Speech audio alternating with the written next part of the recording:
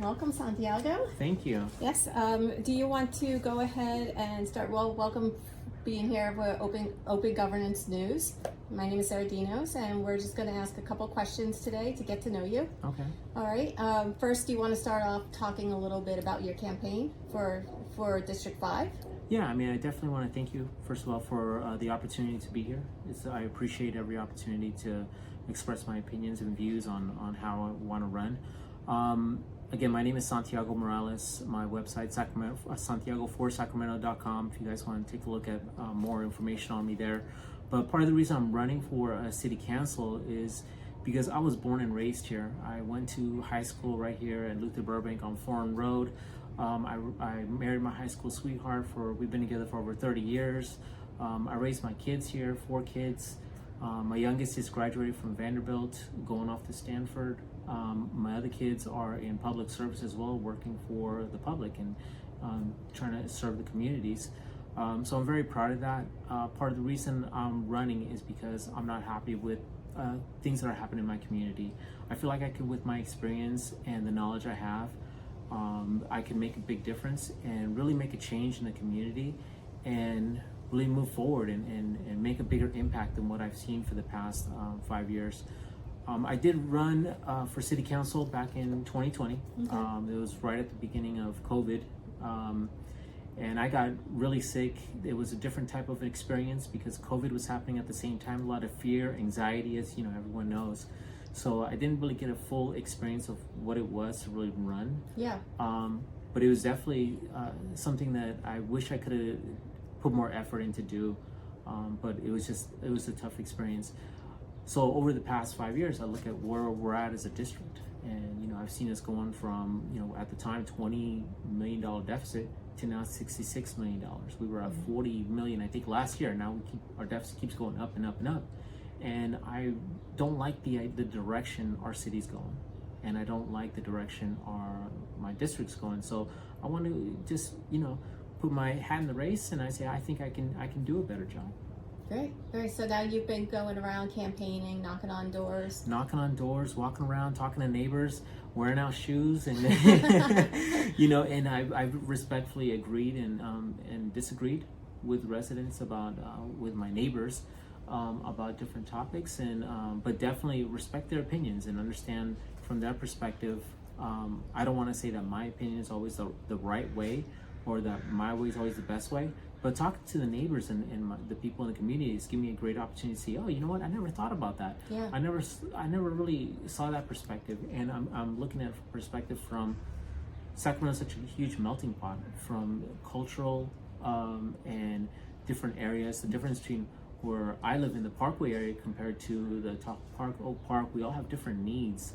And walking around and talking to different neighbors has made a huge difference and really enlightened me to say, okay, it's going to be a tough job, but I know that we can all work together to make everything and understand that we all need to work together to make our community better. We're not isolated, right? And we're not siloed. That we're all impacting each other, no matter what districts. Right. Our districts kind of blend and flow together, and the way the maps are all configured, it's just crazy the way they're cut up. So it's a challenge, but it's something that I know that I can handle. Right, thank you for that. So let me ask you, since you have been already going around and speaking with people, and what are some of the things that you're hearing from them? Like, what are the issues they're talking about? I mean, some of the big issues is a homelessness issue. That's one of the first and foremost issues that I see that people are talking about, and it's difficult. I see it all the time. I see the frustration they have. They want to be able to go to the park and go to the river and go to different areas and feel comfortable, and feel safe and secure. And our neighbors do have a lot, just like I do. I have a lot of, excuse me, sorry, getting attacked here. But I do have a lot of empathy for our homeless and the people that need that help. And what's happening now is that they're seeing that the homeless they're being pushed around to different districts, being pushed around different areas, which is impacting a lot of people, right?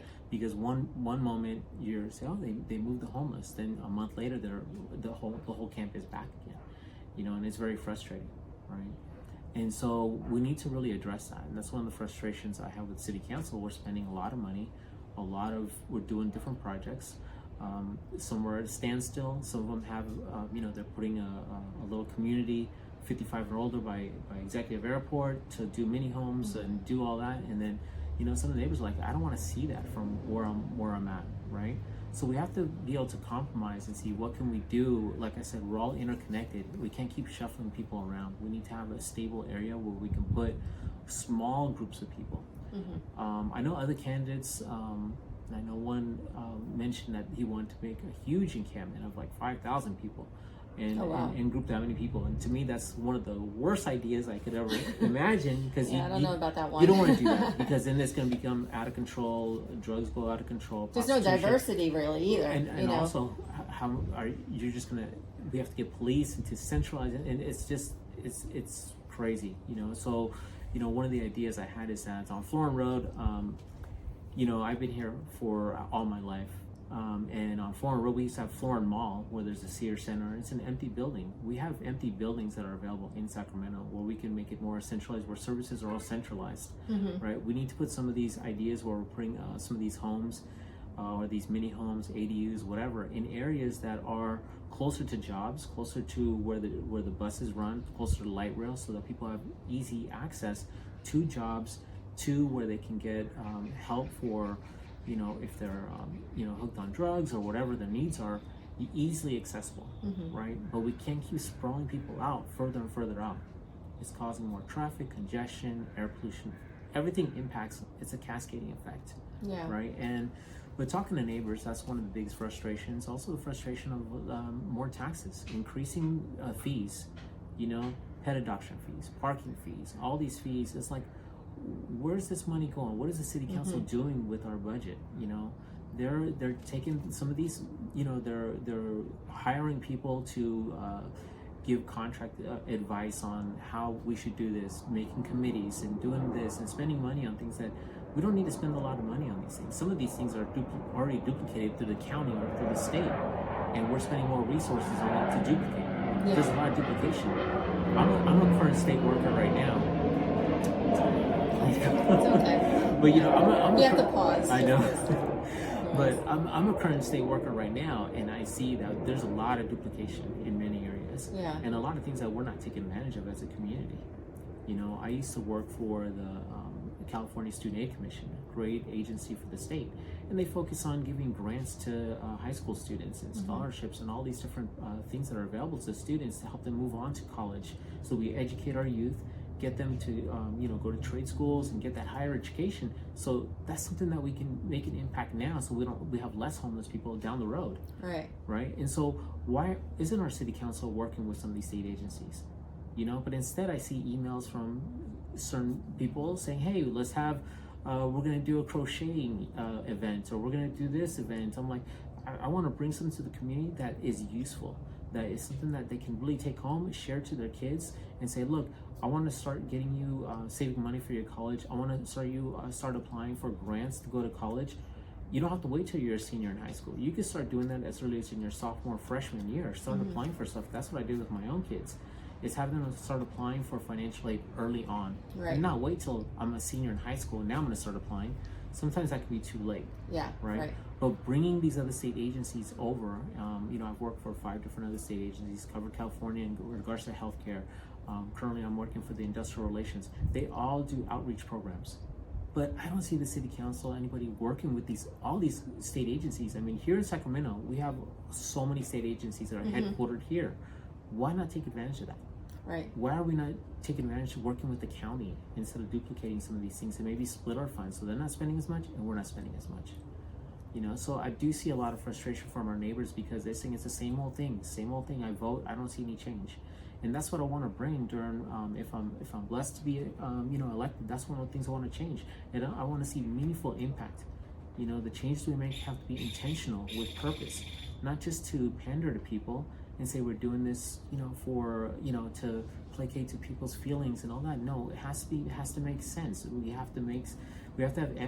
want to have empathy, but also make sure that it makes financial sense for everyone, for our taxpayers, because that's who's impacted, especially gas prices going up. Gas prices going up impacts our food prices going up down the road. It's going to impact how many people are going to go to work, how many hours they can work. It's going to impact so many different things that we have to be prepared for those things. So when I ran back in 2020, I talked about the things that were going to impact us if COVID became a big thing. Yeah. And I was just, nobody really listened to me at the time, and I'm not saying it was being prophetic, but I'm like, hey, it was going to be a big deal. Yeah. Okay. Yeah. Some people took it lightly, right? And look at the impacts, and look how much it impacted us. I want to be prepared for things like that, right? And I think in the way I've lived my life is I would be prepared than not prepared for things. Good, thank you. Thanks for that. Okay, I have a couple questions. Well, we started talking about homelessness. I was going to ask you, and now you were talking about some of the things you were recognizing, some of the issues that we have with homelessness. Are there any specific strategies you would implement that you think would help residents see actual results? Like, have you thought that through? I mean, I've been thinking about different things, and even talking to some of the homeless people in the community.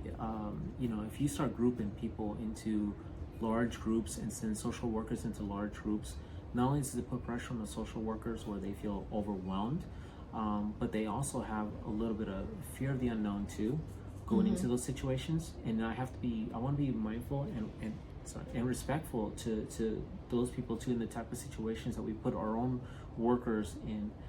Because unfortunately, the homeless people not only are suffering from mental health issues, drug addictions, all kinds of issues that they're facing, and it creates a strain. But what I would want to do is focus on small groups, right? Where you can look at smaller groups, similar to what they're doing now, where they're making a group of people, 55 or older. I think they're keeping it to about 100, 75 to 100. I don't remember exactly, but to focus on them. But don't let it just stop there.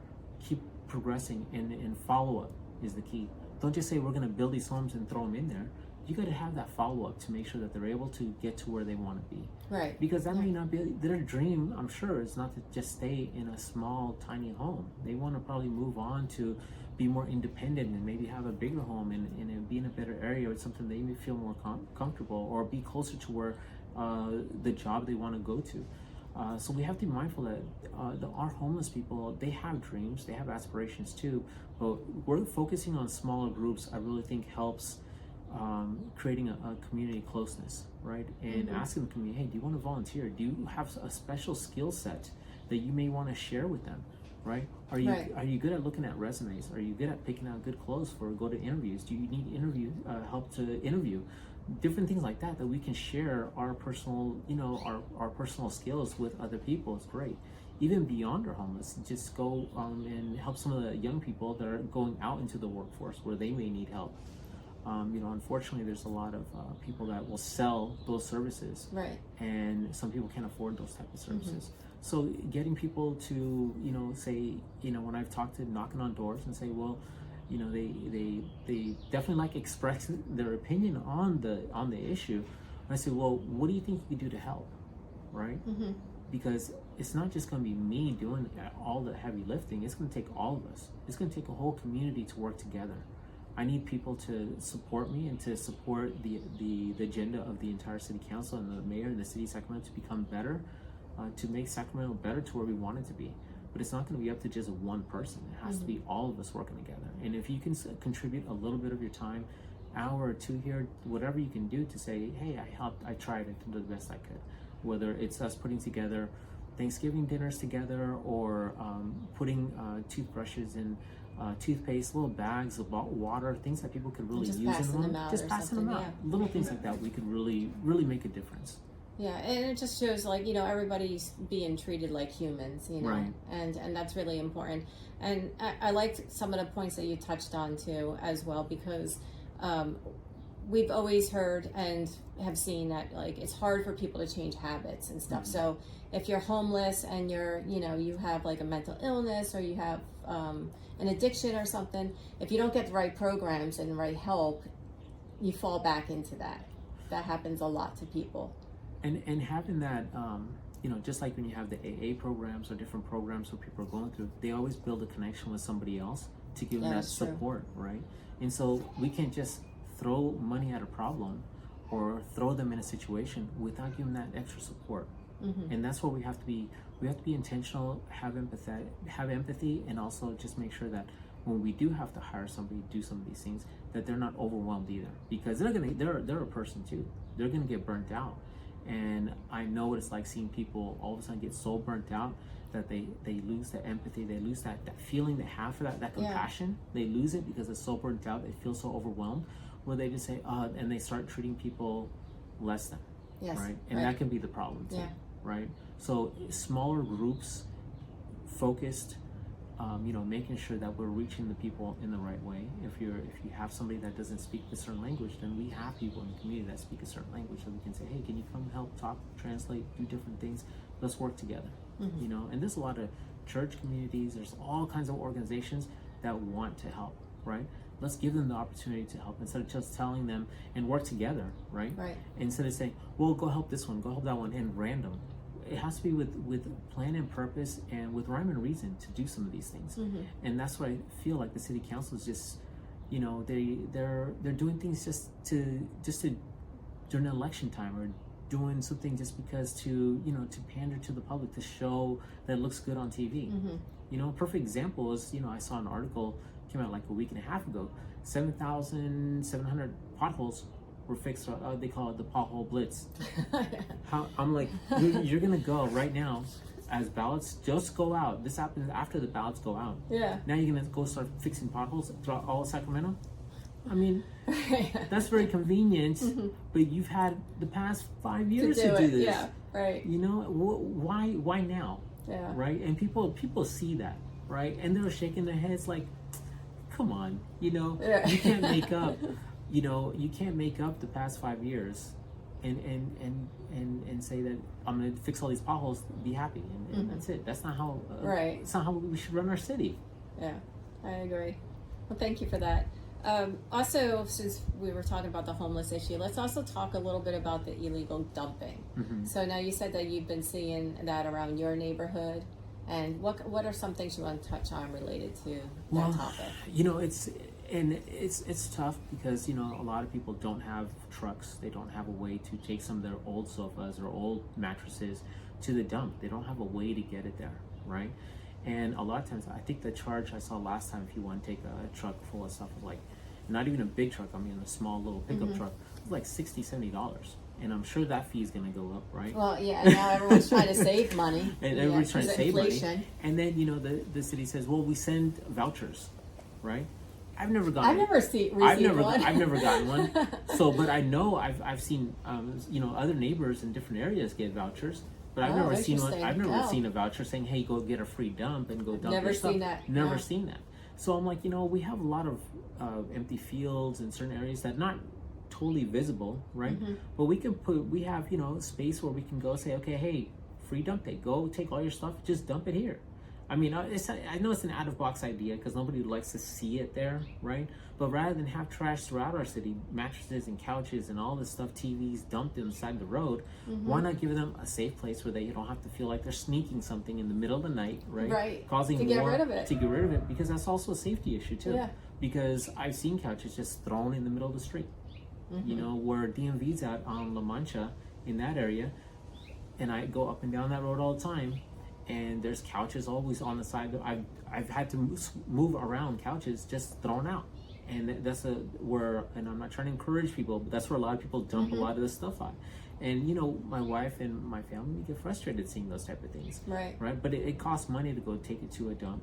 People don't. The grocery stores or the place that have the big dumpsters, they don't want you dumping in theirs because they need it for their own trash. So and they don't want to pay for that either. And they don't want to pay for that. So I totally get that. So why not have a specified area? 2-3 places throughout our district or in different districts where people can go and just go dump it. The city will come in the next couple of days and say, okay, we're going to take it all to the dump. And just do that rather than the city driving everywhere throughout, wasting gas, time, all these other resources, and just constantly picking it up. And that's just one of the ideas I think that we could actually, implement and start seeing a big difference in some of the illegal dumping going on. Yeah, and I know that even Placer County, I've seen that they've had like collections for like tires, and there's some stuff that like there's a lot of things like oil and stuff that people just don't know where to bring it to Mm-hmm. sometimes, or it seems like it's an inconvenience. And it would be a lot easier to get that stuff collected, and those are also like hazards, environmental hazards. And then what ends up happening is people just say they won't pick. It's on the list of things they can't pick up, so they don't know where to go. Yeah. And they'll go and dump it down. Sits in yards, goes. They dump it down the drain, and it's great that some of our auto centers, auto retail centers will take the oil. But I've been somewhere I say, I have some used oil here. Oh, sorry, our bin is full. You can't take it there. So I'm like, okay, I'll come back in a week, and I'll have it stored, which is probably unsafe. Right. So things like that. It's like, it can be a little frustrating. But I know that's one of the, and some of the ideas that we have for the illegal dumping, or some of the ideas that we have for the city, we don't have to come up with them, right? There are ideas throughout the United States that other cities similar to Sacramento that have made a big impact on some of these issues. They're already doing it. They're already doing it. Like, perfect example, there's articles about Houston. Over the past 10 years, they cut their homeless issue down by 50%. How are they doing it? What are they doing differently? Yeah. What can we learn from Houston or some of these other cities? And I honestly don't care if they're a red state, if they're a blue state, independent. It doesn't matter to me. If they have a good idea that will work here, then why not? It's going to better our city. That's all that matters, right? If it's a good idea. Now, not every idea will fit Sacramento. It's not a one-size-fits-all, but we have to at least take a look at it and say, maybe we can modify it. Maybe we can look at it and see what can we do with that idea. Yeah, absolutely. Thank you. Another question for you too is, let's talk a little bit about public spaces too, because we've talked about homelessness, we've talked about dumping, but there are parks, our areas along the rivers and stuff. Like, what do you think of, like, has anybody talked about things that they are seeing that they're unhappy with or happy with public spaces? And have you given any thought about like our bike trails or things that people can do, like to get out with their families, We have a great diverse area in Sacramento. We're so blessed to have this area. I mean, you can go up 50 and see bald eagles, right? We have to protect those areas because we have people that come from all over to go down the American River, to come to Old Sac, to buy the Sac River. We have a lot of people that come into Sacramento and spend a lot of money because they're obviously not going to eat at the parks, right? They're visiting the restaurants and all these other experiences throughout Sacramento when they're here. So a lot of money comes in from that. So to me, it's very important that we protect the environment, that we still maintain that and make sure, like, we protect our bald eagles that we have here near Sacramento. I think it's right outside of like Rancho going towards 50, that we have that designated area, like protect the eagles, because people will go over there and see those little things. People want to keep going down from Folsom down to the American River. They end up over here and they get out, they go eat, and they spend money, right? So our parks, the recreation that we have, it generates money. And a lot of people don't think about that. They don't think about how that generates and how that impacts us. To share a quick story, a couple years ago, back in 2023, I like doing work around the house, and I was doing installation work in my attic, and I slipped off and went through the ceiling, and I broke my leg. That's why I walk with a little bit of a limp. But I broke my leg, very bad, severe accident. I was in a wheelchair for like almost 8 months, and I still want to go out to the park and with my dogs and walk them with my wife and do different things, and it was difficult. It was really eye-opening because we take for granted when we're walking around that we see a crack on the sidewalk, walk around it, no big deal, right? Well, when you're in a wheelchair, that's impactful because I have to back up, go all the way around to the street, which is dangerous already because the car could be coming, anything like that. If I had my dogs with me, I was like, well, I don't want to go into the street if cars coming too fast. I won't be able to get my dogs out of the way. So I'll turn back around. I wouldn't be able to go to certain parks, sidewalks, all up, messed up everywhere. It's like we need to be mindful of our disabled people, our seniors that maybe are on walkers or don't have the great mobility, but still can walk a little bit, right? And be mindful. Let's have our sidewalks that are even. If we see something that's in disarray, let's fix it. And now, get people to do these contracts and take them 8 months to fix a sidewalk, which is crazy. It's what's happening now. I have a sidewalk over there off East Parkway. They've been working on it for 8 months. Oh wow! And it never. I'm like that. They still work. There's still cones there. It's been there Didn't forever. need to be done again by the time they get finished. And I talked to the contractor. Yeah, we could have done that in like 2 weeks. No big deal. It's like, what as the city council, as a city, we need to look at the contracts that we're doing to make these repairs, and are they living up to what the contract stipulates? Are they doing the right job? And if they're not, then don't give them another contract, right? If it's something like on Franklin, sorry, it's a big mosquito there. So if like on Franklin, they paved the road finally, but then it took them 2 months to paint the lines. Oh wow. So when we had a storm and it was pouring, there was like 3 car accidents because people were like couldn't figure out which lane to be in, and there was accidents. And I'm like, those were preventable things, you know. And I don't think it should take 2 months to paint lines in the road. What happened there? What is going on? You know. So we have to look at those little things like that, because those little things is what our neighbors and people in the community see, right? That's what they see. That's what impacts them. You know, it was very frustrating. I think it was last year when the city council did this whole thing where we were going through a lot of strife with the Israel-Palestine thing. There's a lot of discourse in the community about that. But they wanted to go and write a letter to Israel to get them to stop doing what they were doing. And that caused a lot of stress in the community. And I'm like, that is out of your purview. That really is not something that caused more problems. And what ended up happening, people almost rioted on City Hall, people jumping on desks. Yeah, where's your priorities, right? That's what are you doing with that? That makes no sense.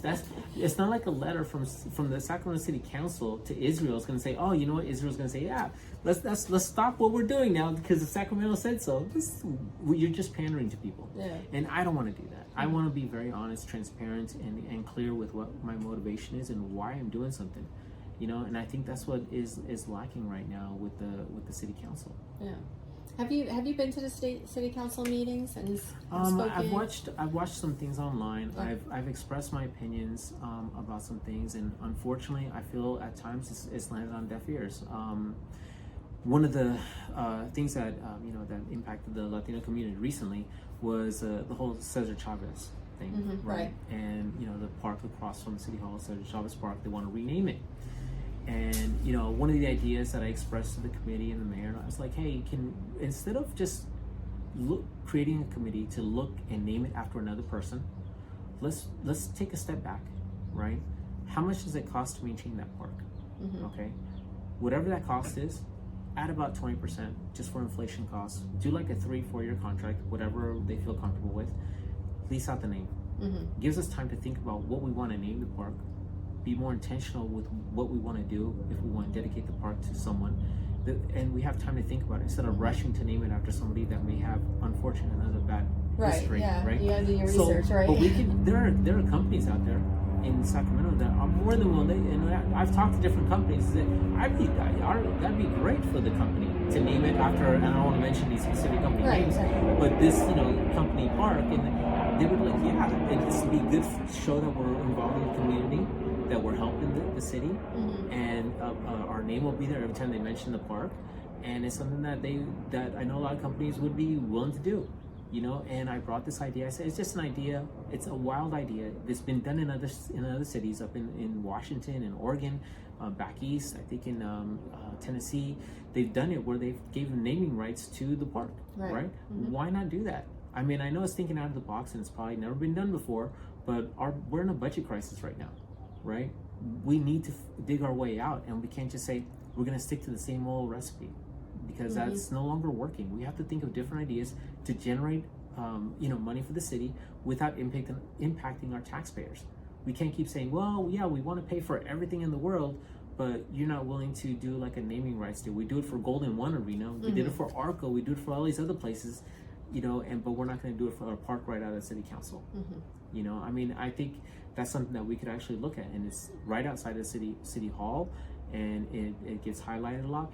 It's in a high traffic area. People see it all the time. They do events there all the time. Right. And, people would love doing something like that. Yeah, and you could always try that idea, and if it just doesn't work, then you tried. Like I said, I'm not saying we do something forever, but hey, we could do it for 3 years. It gives us time to think about what we do want to do with it in terms of naming it. If it doesn't work, we tried. We're trying to do different ideas that aren't going to cost us anything, right? Because the leasing rights that we sell and we control. My idea is we still control how the park looks, nothing. All they have is their name on it, right? It's not like we're gonna give them full control and all of a sudden become some big corporate thing. No, right. It's still maintained, and we keep it beautiful the way we want. They're just helping maintain the services over those 3 years with the name on the park. Yeah, thanks. Sounds good. So one more thing I definitely want to touch on is your take on public safety and crime. Is there anything specific that you're seeing that you think that could be addressed a little bit better?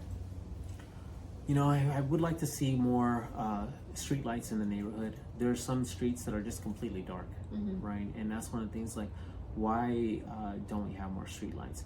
On my street particular, I know when the light went out, we had a street light that went out, and it took them over 6 months to replace the light bulb. Within that 6 months, my car got broken into twice. Wow. So I know that those things work, Yeah. you know, and not everybody can put their car in the garage, right? Some people have other stuff in there or have other things going on where they just can't put it in there, right? Or they don't have one. Or they don't have one, but you know, some people need to park in the street. Yeah. And having more lights, you know, will is one of the small things that we can do, right? But I also, you know, believe that we need to give more money to our police officers, increase the budget to hire more people, to increase the pay to our police officers that we have right now, because we're like a training ground for some of our police officers where they work here in Sacramento. Their goal is to go to Elk Grove, go to Roseville, go to other cities after they establish themselves as an officer here. So we're losing good people because we don't want to either pay, or we put them in situations that make them fear for their life too. Because police officers are not superheroes where they're invincible. They have to get up in the morning. They have to come home to their families, their loved ones, right?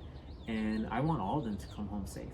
But if we put them in a situation where, and I've talked to police officers, and they're like, yeah, it can be kind of crazy. I'm the only one in the area.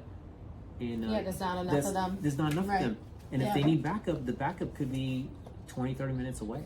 Or even if they get a call, it could take them 30 minutes to It respond could. to a call And so because of something else going on. that makes it hard. Yeah. And people will lose faith in the officers, thinking, oh, they're not coming to our district because it's too dangerous. But then also the criminals, the people that unfortunately want to do bad, say, well, hey, it's going to take a little while for the cops to get there, so it's easier to do crime too. So it's a double-edged sword, right?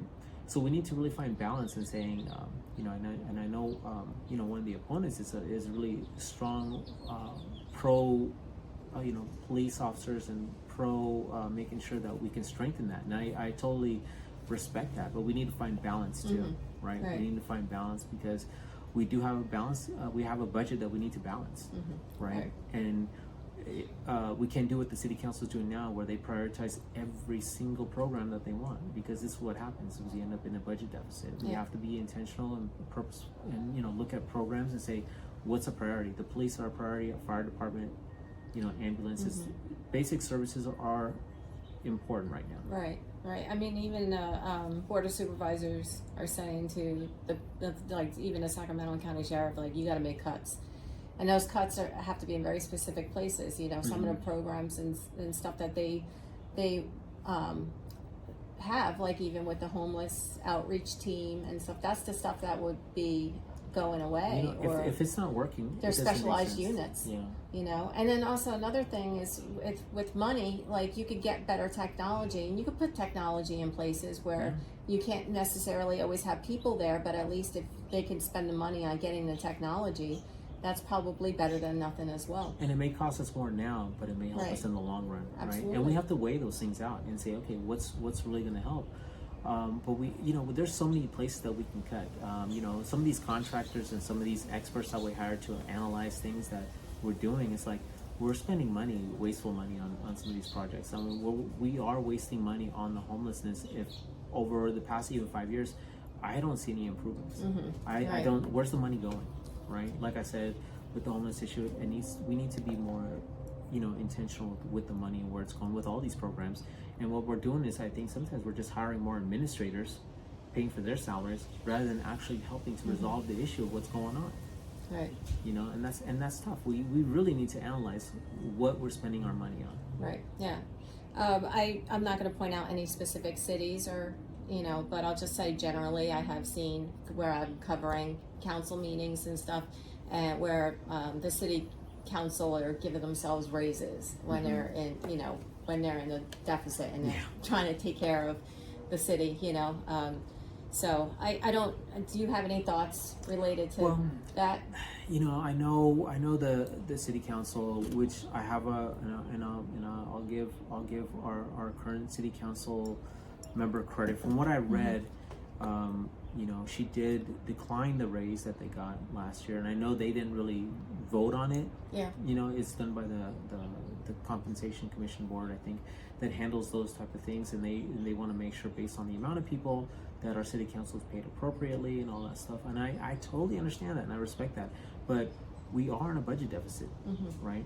To even say that we need to make this comparable increase in your pay, I mean, that doesn't make sense to me. I can't, if you can't do that. If you can't get a pay increase if you're not doing well at your job. Right. I can't imagine any job, and I've told people when I walk to different houses, is if in 4 years, if I get elected in 4 years, our deficit is even greater, then I failed. I'm not gonna run again because I failed. Why would I'm not gonna do that to anybody. I'm gonna do the best that I can. I think I have a pretty good idea what I want to do and how I can get things done. But if we're in the same situation 4 years from now, what did I really do? Right. What impacts did I show the community? Besides raising fees again and more of a budget, I don't want to be that type of. I know you probably hear this a lot. I don't want to be a politician. and it's one of those things, like, I really don't. I just want to be someone who's part of the community and I feel I lived here all my life. I love Sacramento. I was born and raised here. I went to high school here. My kids grew up here. They went to high school here. I have a strong, connection to my neighbors and the community, to different people. I have a, mixed melting pot of a family. And I see, we're so close to other communities too. We see Folsom, Elk Grove, Roseville, Lincoln, all these other communities that are doing well. We can do well too.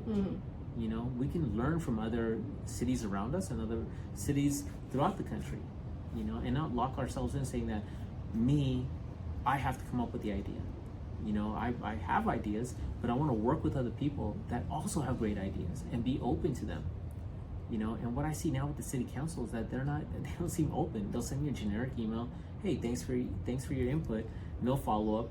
They don't even mention it again. It could be a great idea, but you don't really ever have somebody reaching out and saying, hey, I want to talk to you more about your idea. You don't see that. And I want to be a city council person that is actually in communication with my community. I want you to be able to get a hold of me. I want to be able to reach out to you and talk to you about your concerns and be honest with you. If it's something that I can help with, then I will do my best that I can. If it's something that's out of my purview, it's out of my scope, I'll be honest with you. Say, look, this is something that, I'm sorry, I can't solve these federal issues, right? Right. We have to know what our role is, and understand what we can and can't do.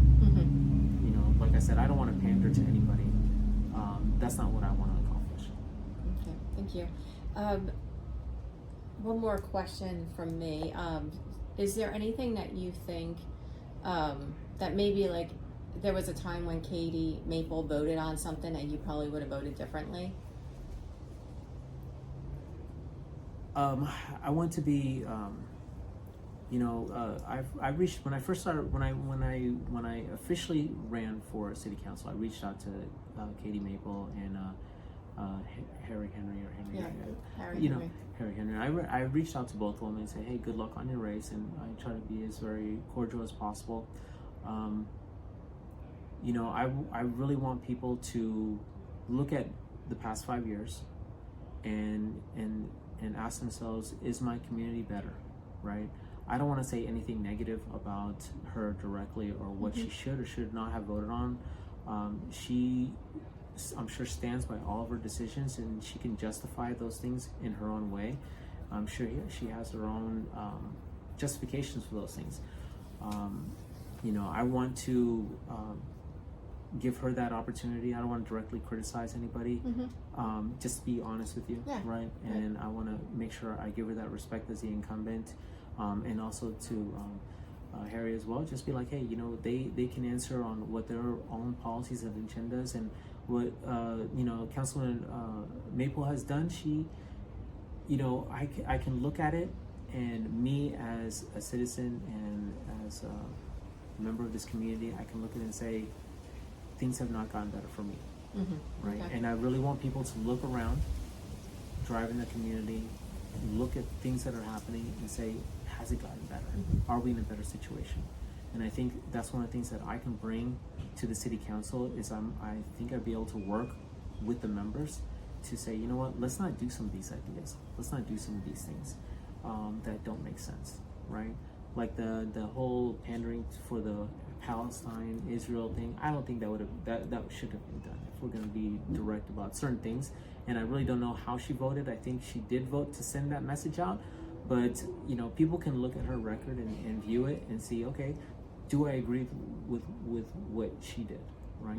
Do I agree with those things? And I encourage everybody to go to my website, go to her website, go to Harry's website, and take a look at those things and see what best fits your ideals, if they fit what you envision Sacramento to be in the future, and make your voice heard.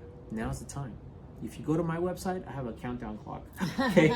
Because I noticed that. Yeah, so people know we have so many days left. I know ballots are already out and people are voting now, but now's the time to make your voice heard. I know people sometimes feel like their vote doesn't matter, but it truly does, especially on this local level. It makes a huge difference. Yeah, thank you. Anything else you want to say before we finish the interview? Like I said, I want to encourage people to go to my website, santiagoforsacramento.com. Just take a moment, take a look. If there's a way you can call me directly, email me directly, any questions you might have. I've answered hundreds of questions via email directly. I don't have a big campaign group behind me. It's just me by myself running this campaign. I'm not accepting any donations at all. If somebody wants to endorse me, they're more than welcome to go to my webpage and endorse me, but I'm not out there seeking endorsements and asking people to endorse me or asking for any financial donations. You won't see any signs on the road for me. You won't see any text messages from me or email blasts or anything like that. It's just me given the opportunity by people like yourself, which I really appreciate, a chance to speak, to talk to people, and get my opinion out there and what I want to do and what I want to accomplish. And my goal is to serve Sacramento in the best way possible. Thank you. And thank you for coming out and having the interview.